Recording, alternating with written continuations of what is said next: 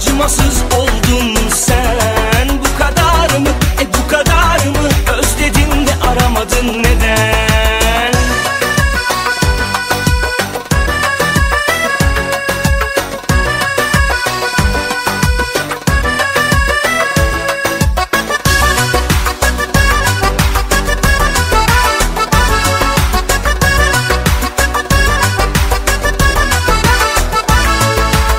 Güneşi bilmez, ayı bilmez, aşk çölünde zayi bir kaybım ben. Haykırmaksa aşkı en ayıbı, kullar arasında en ayıbım ben. Ne eser ne hasar kaldı inan aşkından. Ne arar ne sorar, vefasız o zalim yar.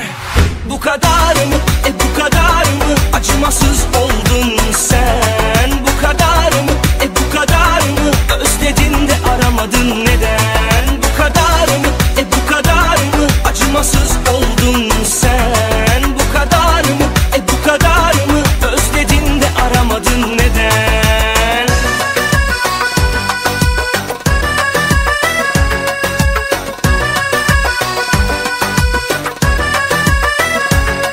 Bu kadar, bu kadar, bu kadar mı sevdin? Bu kadar mı, bu kadar mı? Acımasız oldun sen. Bu kadar mı, bu kadar mı? Özledin de aramadın neden? Bu kadar mı, bu kadar mı? Acımasız oldun sen. Bu kadar mı, bu kadar mı? Özledin de aramadın neden?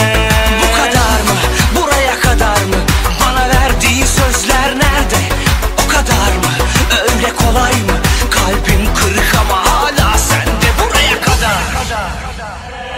Bu kadar mı, bu kadar mı? Acımasız oldun sen. Bu kadar mı, bu kadar mı? Özledin de aramadın